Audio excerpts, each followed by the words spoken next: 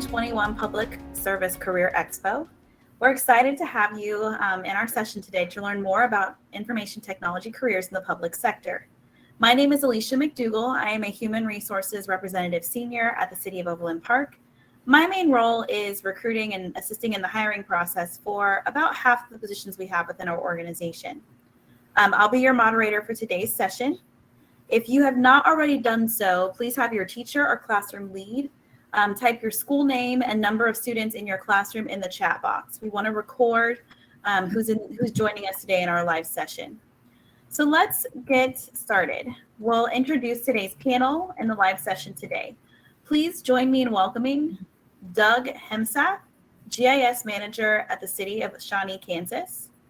Donna Gomez, Security and Risk Compliance Analyst for the Johnson County Government.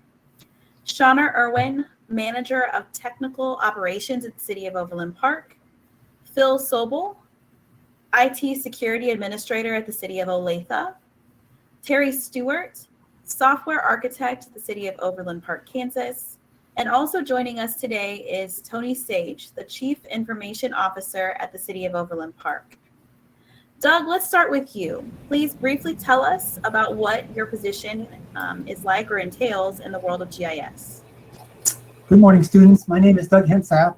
I am the GIS Manager for the City of Shawnee, Kansas. I've been working in GIS for about 30 years now. My degree originally was in geography. So not everybody in the IT group has IT degrees. I have a geography degree. I've been working with the City of Shawnee for 18 years now. I hope you enjoyed the video and got to learn a little bit about GIS from the video. I'm interested and anxious to answer your GIS questions. Thanks, Doug. Now let's next move on to Donna Gomez. Donna, can you briefly tell us what a day in the life of your position looks like? Get my camera on. Yeah, I'm currently working from home, my office in Overland Park, and every day is different for me. It's really unique because it's a combination of multiple roles. Some days I'm working on a presentation, like educating on cybersecurity topics, like what to do if you're a victim of a breach, or I'm writing a report. I'm performing a risk assessment, which is a lot of math, so statistics, and yes, you might have to use some algebra. Or I'm like a weatherman, I'm going to predict what the impact of a cyber threat is to the county, like a ransomware attack or something as simple as somebody trying to connect a device to a network that hasn't been patched or updated, something like that. I communicate with leadership, I communicate with federal and local partners, and there's a lot of information sharing with threat intelligence and communicating with staff as well as to the community. Awesome. Thank you for that information, Donna. Next, let's hear from our local operations, our local manager of technical operations, Shauna Irwin. Hey everybody, I'm Shauna Irwin, Manager of Technical Operations, as Alicia said. I get the privilege of working with every department in the city as a part of my job, and I am happy to answer any questions that you have. Great, thank you, Shauna. Next, we'll hear from Phil Sobel, an IT Security Administrator. Phil, can you please describe to the students what a day in the life of your position entails? Organized chaos. It's a dynamic field. Cybersecurity is very dynamic. It's always changing. It's always a challenge. There's always something going on. One day I might be doing threat analysis. Another day, or threat hunting, threat analysis. Another day I'll be doing looking into a cyber attack, seeing where it's coming from, and making sure that we don't get affected by it, or analyzing emails to make sure they're safe or not safe, and always training everybody in the city on how to be cyber safe. So it's an exciting field to be in at this point in time. It's a very, very wide, expansive field that just keeps getting wider. So specialization in this field is available. You can be a generalist, a specialist. It's almost, I think the last statistic I read was there's a couple 100,000 job shortage in the cybersecurity field. So yeah, we need you. Come and work in cybersecurity. Great, thanks, Phil. Our last presenter is Terry Stewart, a software architect for the City of Overland Park. Terry, can you tell us about your role and the interesting fact of where you're currently located?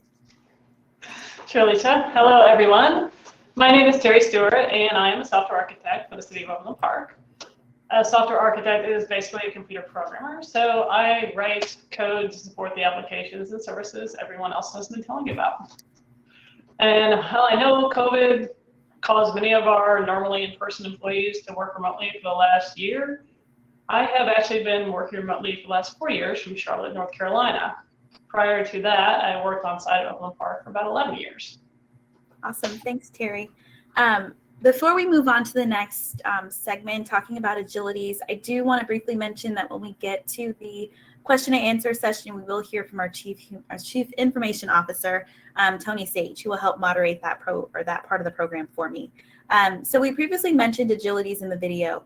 Agilities are based on your personal strengths and interests regarding different career fields that you may be looking into in the future. Identifying your Agilities can help you as you think about what career you may want to pursue in the future. Panel, I understand that working with information, organizing, and innovating are all important parts of your job. I'll select Phil for this. Phil, what does that look like for you on a daily basis? Well, a lot of organization is what's the hot topic for the day. It might be policy writing. It might be something along the lines, like I said earlier, threat hunting, keeping up with the current threats, what's going on, not only locally, regionally, nationally, internationally. Agility is the ability to move quickly, because if we do have an incident or we do have something that we need to track, it's being able to drop what you're doing right now and go work on that and make sure that the city stays safe. So I also get involved in incident response and doing incident response drills within the city, coordinate with our emergency response center internally. I mean, it varies day to day. So you have to be very agile to be able to move from one situation to another very quickly.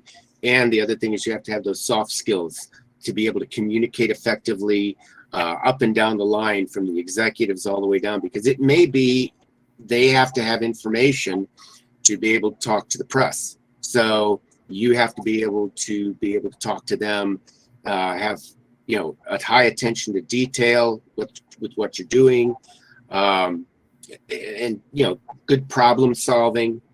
These are just some of the basic attributes that you need to have to be successful in the cybersecurity role.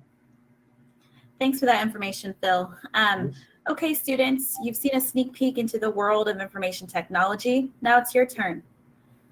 We have now arrived at the time for question and answer. Please use the chat box to type any questions you may have, and we'll work to answer them as we can. I'll now call on our Chief Information Officer, Tony Sage, to help moderate this portion of the session. Good morning, students. My name is Tony Sage. I'm the CIO for the City of Overland Park. And I would first like to start off with Donna Gomez. And Donna, I have a question. What type of educational requirements are needed for a career in IT or cybersecurity? It can be anything from a certificate to college. It's experience and education, a combination. So for me, it was, I started out as a writer. I became a developer, and then I moved into cybersecurity. I wrote training manuals for IT staff, and just kind of moved into my role. So that writing is very much a baseline for what I do as part of my job. It's not the only thing that I do, but it's part of that communication. It's definitely necessary, and I have a certification. So. But it's a combination of work and experience. And So, the college level, I actually have public administration and IT, but it varies based on the job. So it's anything. Thank you for that, Donna. I'm going to ask the same question of Shauna Irwin. Shauna, can you speak to that question as well as what type of education is needed for your particular career in IT? Well, along the lines of what Donna said, it really depends. I think, I took kind of a crooked path to get where I'm at. I started out as I have a 2-year degree in drafting and started out working at an engineering firm designing low voltage systems, fiber optic and copper and that sort of thing. And then got some certifications when I realized that there was some available in that IT area, and then just kind of kept growing and snowballing. So I think it really, if something interests you, I would, pursue that, and then be open to what also might be, what opportunities might be available once you started down your path, just asking questions of your peers and your, people who are coaching and mentoring you, just being curious and open to trying new things in your career that will help you immensely in this field. Thank you for that, Shauna. Got a question here for Phil. Phil, are there any organizations or websites that you would recommend to the students that are interested in learning more about cybersecurity careers? Oh, absolutely. There's a really good website that'll kind of give them an idea of what's available. Keep in mind that this is, that's just a small snapshot of the careers that are available in cybersecurity. You could go to cybersecurityguide.org. Is a very good website. It'll give you some overviews of what's available. Cyber.org has some information on online courses in cybersecurity. So does InfoSec Institute. They also have some very good free courses if you're looking to experiment or looking to what's available in some of these areas. The organizations around the Kansas City area would be the local ISSA chapter, which is at www.kc.issa.org, the local ISACA chapter, which is isaca-kc.org, ISC squared kc.org is another one. And then there's also seckc.org, which these are all really good user groups and organizations. And the people who will go to these meetings are professionals. And if you're looking to ask questions of people who are actually in the field and doing the work on a day-to-day basis, these are good areas to try to attend a meeting as a student and talk to some of these people. Thank you for that, Phil. Next question, I guess I want to throw the question back to Donna Gomez. And Donna, I know a lot of the students are interested in some of the salaries associated with career opportunities in IT. So that'd be the first question. And then also kind of piggybacking off of Phil's comments about organizations. Can you speak to me about organizations also that you're a part of? Sure. Yeah. So it goes back to the salary conversation. It always goes back to the education, certificates, certifications, and degrees. It's all that combination. But when I mentor students, I always tell them that, starting, you can always expect based on that job profile. Typically, it's about the 32 is the starting based on salary.com. It starts out there, and then it could go up to 75, 75 with that 5-year part. This is private and public sector. And then it goes up from there just based on the certification and also the experience stuff. And then from the local membership organizations, I'm the president of the Greater Kansas City chapter of ISACA, which is IT, information security, and audit, assurance, governance, risk, and compliance. So we're all kind of meshed together. That is a professional organization. So we have certifications. We have the One in Tech group that is actually to bring in diversity and inclusion, as well as assist students who are interested in the profession. And then I'm also the president of InfraGard Member Alliance, and that is it's the partnership, the private-public partnership with the FBI, as well as other professional organizations and information sharing community. Thank you for that, Donna. And I think maybe just to add some additional information for the students, as there's a lot of different disciplines or job opportunities within IT. You're in the compliance area. We have programmers, security expertise, GIS expertise. I think the cybersecurityguide.org will give students kind of a description of all different career opportunities out there. So thank you for that, Donna. And I'm going to go back to Shauna Irwin. And Shauna, I wanted to talk to you. I know that you manage fiber operations for the city of Overland Park. And if we can talk about that to the students, because that may be something that no one necessarily sees, because a lot of the fiber optics are underground. Can you talk to me a little bit about how the city uses fiber optics, and also maybe speak to maybe people outside the city that also use the fiber optics? What does it do? How did you get into that sector of expertise, and maybe explain that to the students? Yeah, absolutely. As I mentioned before, my initial 2-year degree was in drafting, and I started at an engineering firm, and I was actually drafting infrastructure for IT, which includes fiber optics. Fiber optics carries the data basically from one location to another. The city connects all of our 30 buildings with fiber optics. We also we have about 120 miles of fiber optic, and we also connect other local agencies. Other local cities use some of our infrastructure as well to connect to their own buildings. Some school districts also use it to connect buildings. It's really the veins really of the IT system, moving information from one location to another. And it's my understanding also, Shauna, that connectivity also connects to traffic signalization, to traffic cameras at intersections. That's information that our public safety divisions use in order to assist with city services. So fiber optics networks are a critical element of that service, to include even snow operations. That it's going to be snowing, hopefully not too soon, but it'll be snowing soon enough.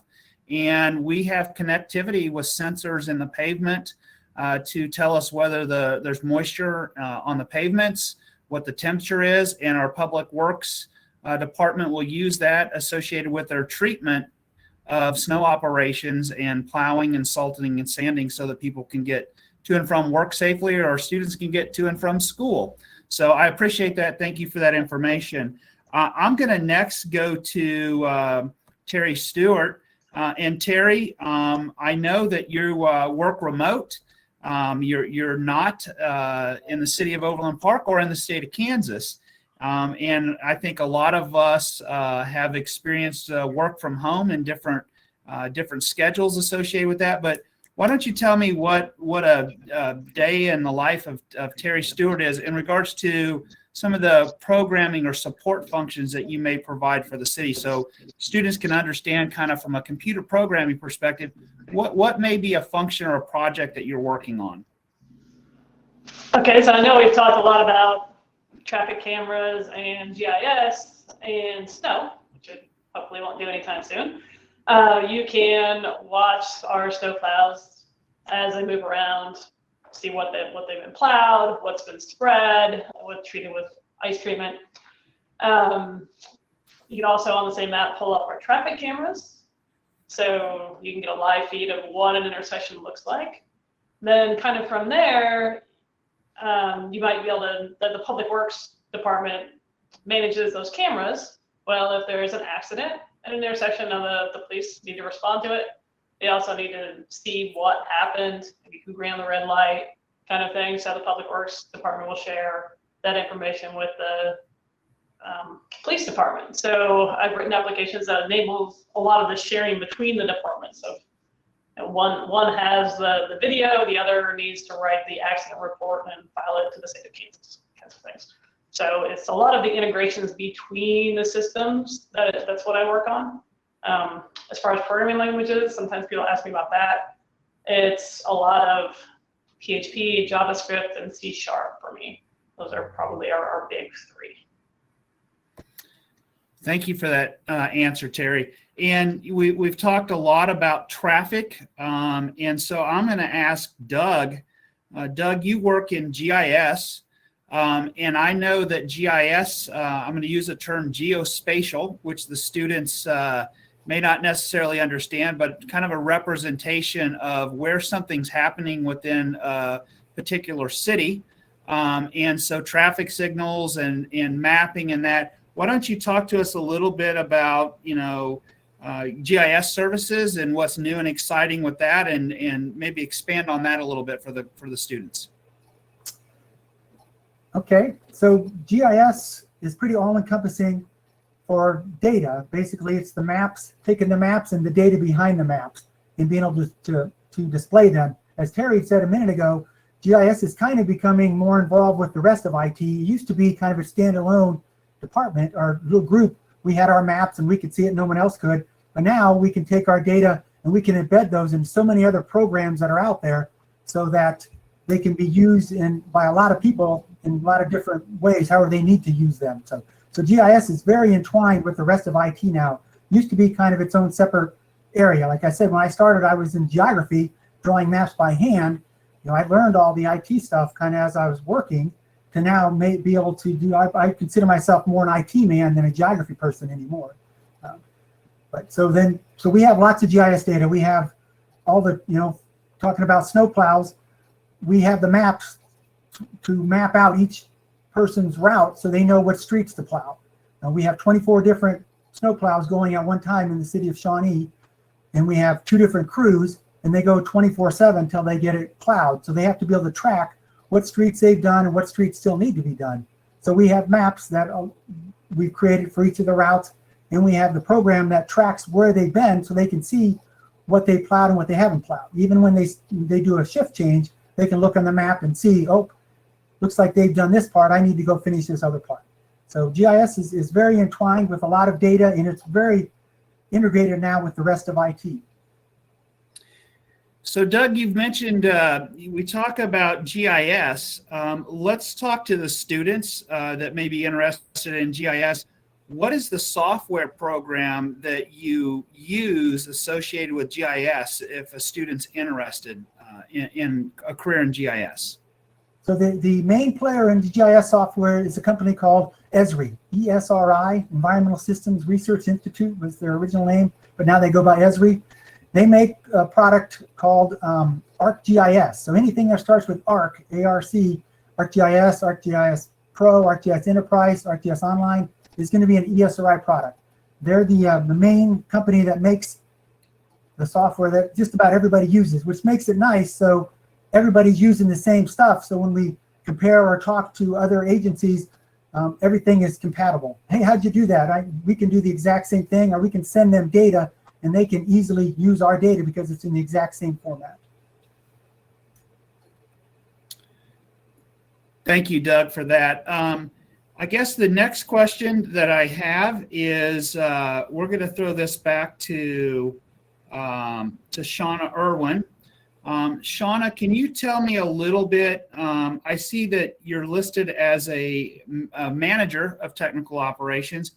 Can you talk to me about the type of jobs that your employees that work for you, what type of jobs and job titles maybe do you have that as far as employees that work for you? Can you speak a little bit about that?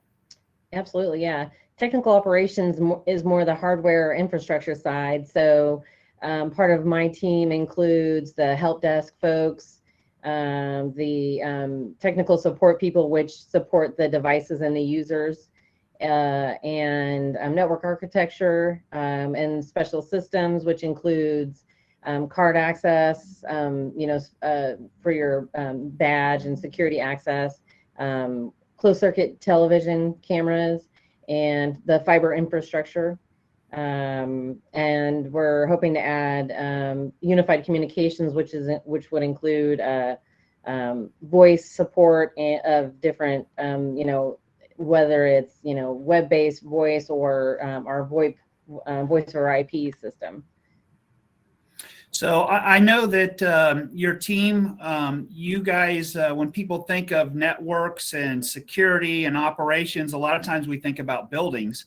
But the fact of it is, you have, several hundred vehicles that are constantly moving around the city that, quite frankly, are remote offices, which adds some unique challenges. So thank you very much for that. The next question, I'm going to go back to Phil.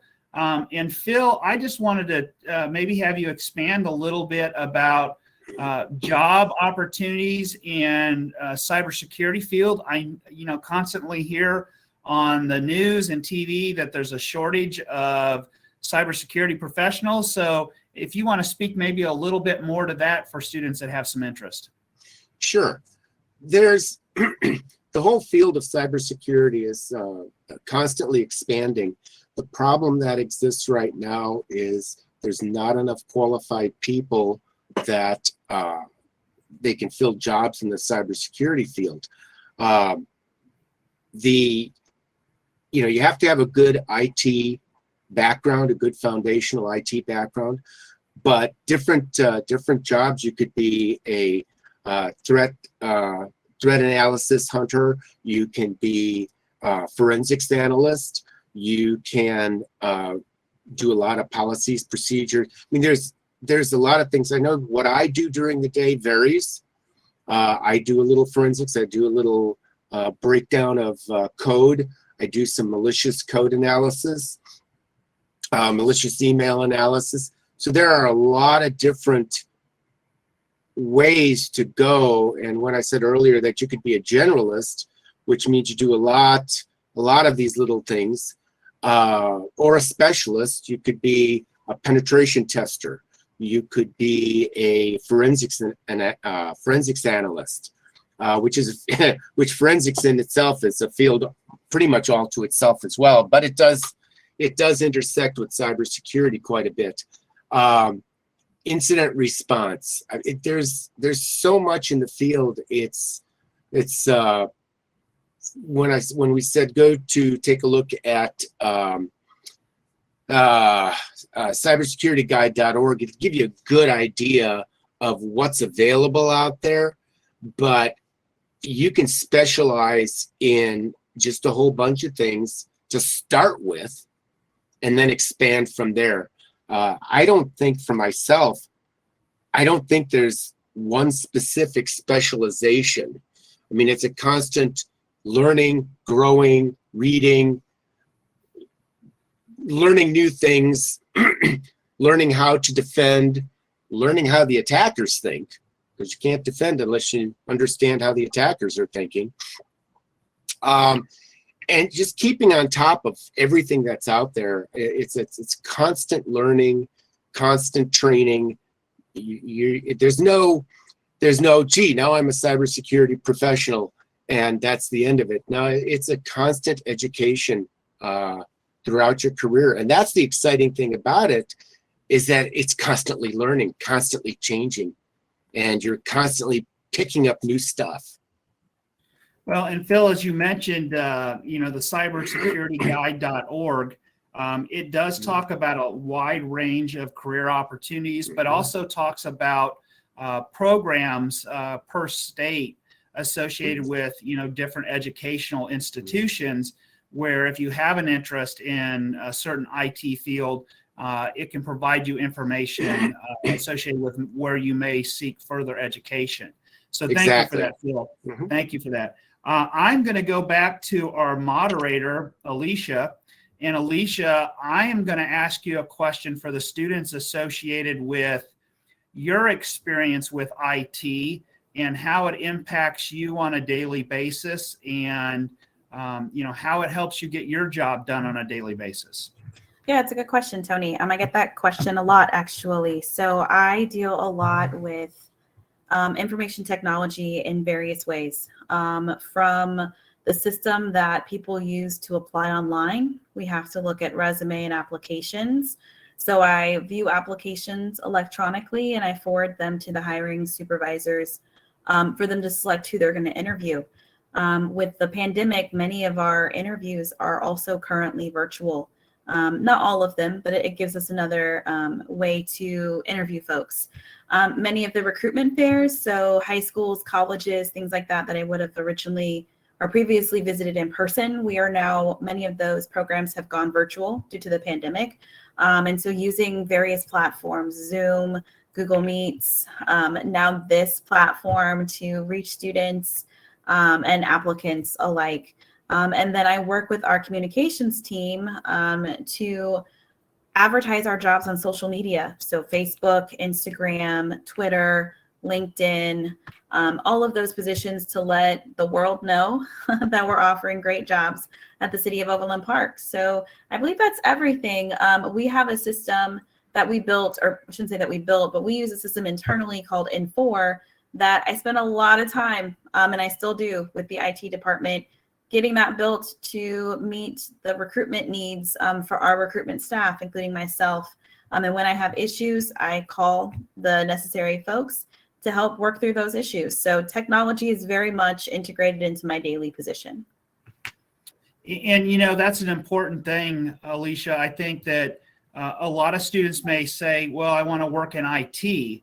However, working in IT means that we're working for the human resources department, or we're working for the planning department or the public safety department. So you, especially in government, you have a very unique opportunity to work with a very diverse group of business units that have very different missions. So you're into the human resources as far as managing human resources, as far as hiring employees, maintaining benefits and those type of things. Yep. Whereas on the public safety side, it could be 911 services, and we have a whole different group of IT folks that may work specifically with that group.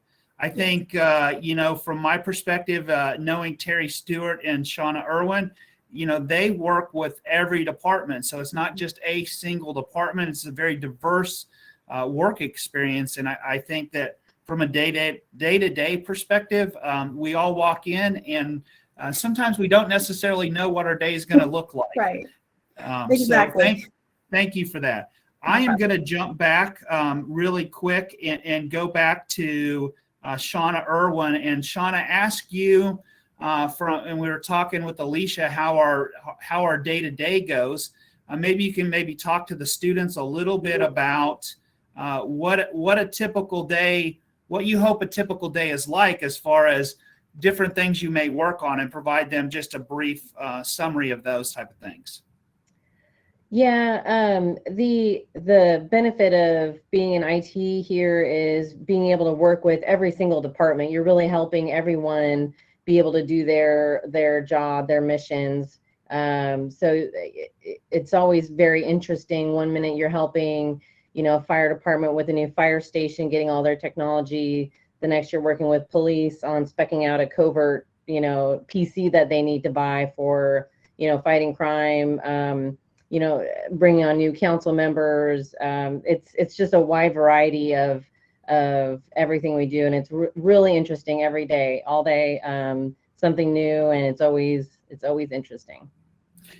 And I know that when you speak of new things, and we talked about COVID and government, there's a lot of things about government operations that's always changing. So, for example, I know that we broadcast council meetings. And I believe your staff is responsible for help supporting that type of activity. So from that, maybe you can talk a little bit about kind of what that entails as well, too, because that's kind of a different subset that it almost seems like we're in some sort of broadcast television environment. Yeah. New development over the past few years has been live broadcasting or live streaming. Our council and committee meetings, whereas before you had to see, government in action in person to actually see how it worked and how the government interacted. But now you can watch a live broadcast, and our team actually sets up the meetings. They manage the equipment and the configuration of those live streams to make sure that anyone from anywhere can view the meetings now from the comfort of their homes instead of having to come all the way down to City Hall. Thank you for that. And that's going to wrap up the questions that I see that we have. And so, Alicia, I'm going to turn it back over to you. I'd like to personally thank the teachers and students that are attending, and also thank the panel for participating. So, Alicia, I will turn it back over to you. Yes, that was an awesome question and answer segment. So, Tony, thank you for your assistance, and panel members, thank you for your great answers and information. We want to end today's session by letting you all know some of the opportunities designed for students interested in learning more about information technology. And so it's there that you can kind of explore IT, the IT world in person. And so that information will be either on the career site or on the Expo site or given to you at a later point in time. But we would like to see some of you guys take advantage of those opportunities and truly see if you're interested in IT positions in the future. So I will say thank you again and have a great day, and note that this ends our live session for today. Thank you.